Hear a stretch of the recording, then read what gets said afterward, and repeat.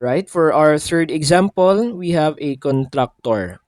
And the contractor rejects a project with EMV of 12 million and accepts a guaranteed 10 million profit.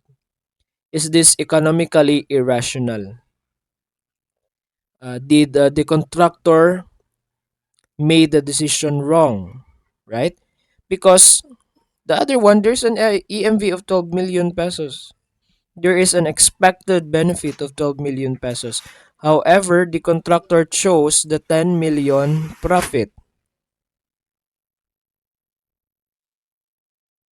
And if we compare these two, of course, the 12 million would be higher than the guaranteed 10 million profit. By the way, there's this word guaranteed there, right?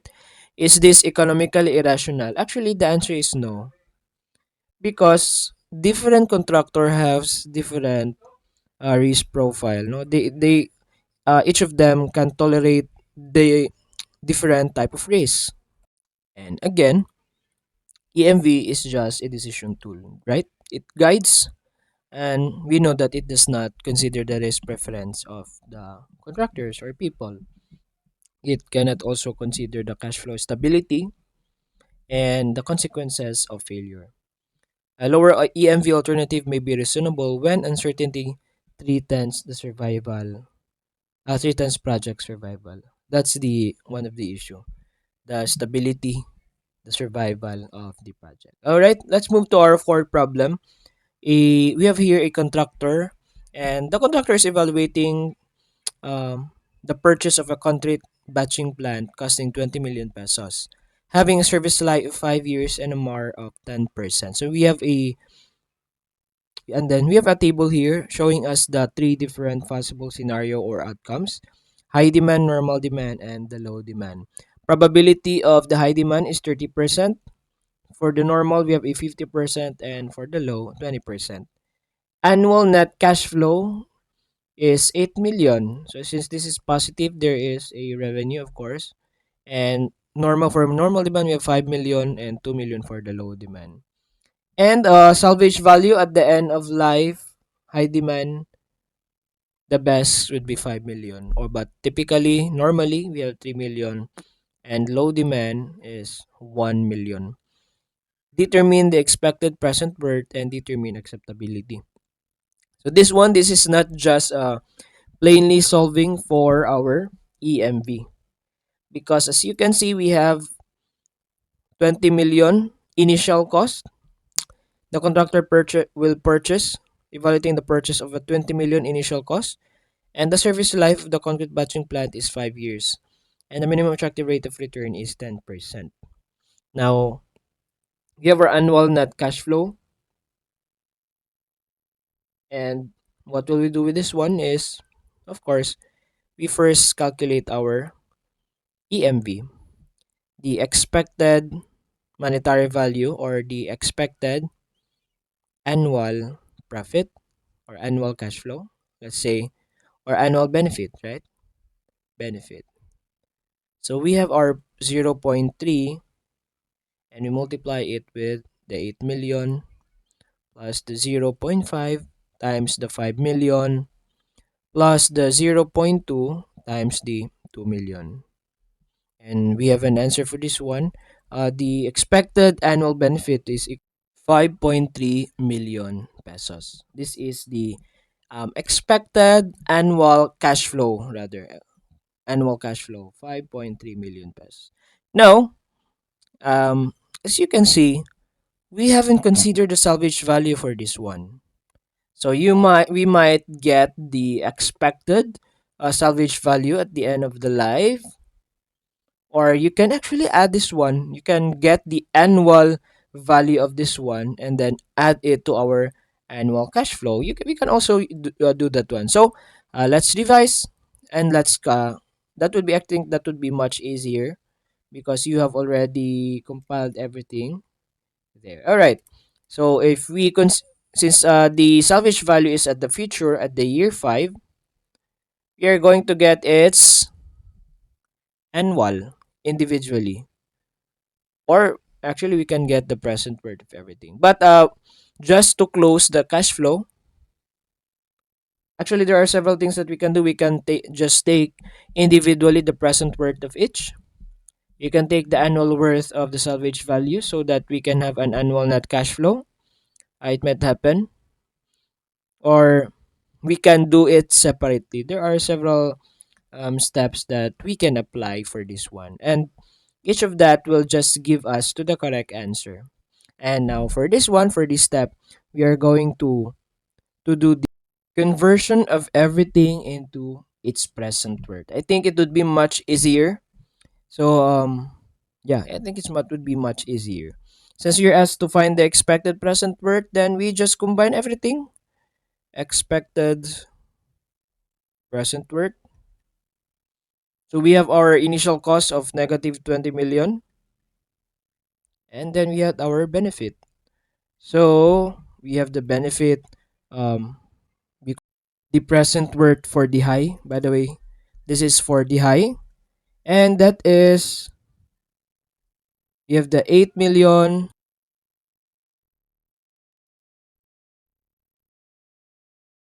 annual cash flow.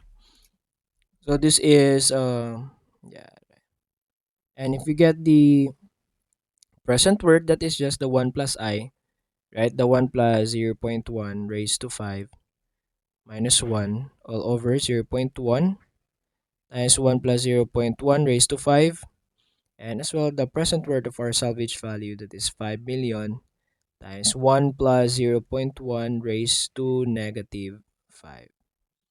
So the purpose is that individually for the high, normal, and low demand, we can get the present worth of each. And then afterwards, we are going to involve the probability in our calculations. So for this one, we have our answer as equal to 13.431 million pesos. Okay, let me just write this down. 13.431 million. This is the present worth for the high demand. And then we will have our normal demand and our low demand. So same thing. This is just the present worth calculation that you have encountered previously, right? Okay, times we have the sorry, 1 point. Let me just sum this up. 1.1 raised to 5 minus 1 over 0.1 times 1.1 raised to 5. And then plus the 3 million times 1.1 raised to negative 5. And the other one, we have the 2 million times the 1.1 raised to 5 minus 1 all over 0.1 times 1.1 raised to 5 plus the 1 million. 1 million times 1.1 raised to negative 5, and this, both of this, our present the present worth of the normal and the low is we have our 0.817 million for 817, sorry, thousand.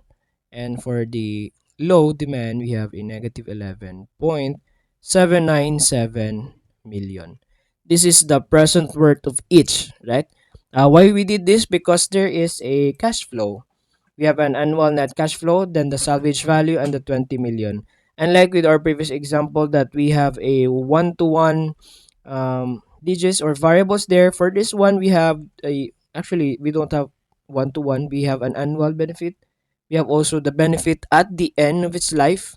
And then we have also the initial cost. So we need to consider everything in our calculations so that we can get the correct answer. Now, next is we're going to get the expected present worth. So here I did not use the EMV, but the EPH, or the expected present worth. We can just change them, right?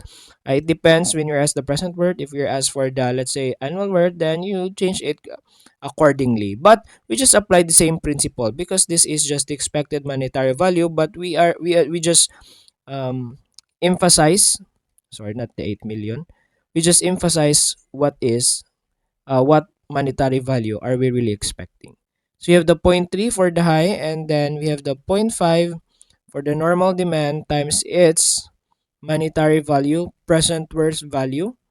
And then we have the 20% of the low demand, that is negative 11.797 million.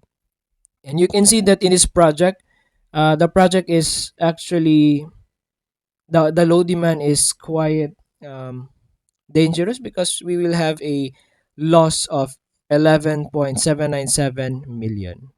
But our overall expected monetary value, or the expected present worth, is equal to 2.079 million pesos. And since this is a greater, sorry, not sorry, this is not million because this is, yeah, correct, this is, sorry, million, 2.079 million. Okay, since this is greater than zero, of course, acceptability, we are going to accept the project. So this is just an example when we combine our previous knowledge of the uniform series and probably the gradient series with our present worth and our EMV calculations.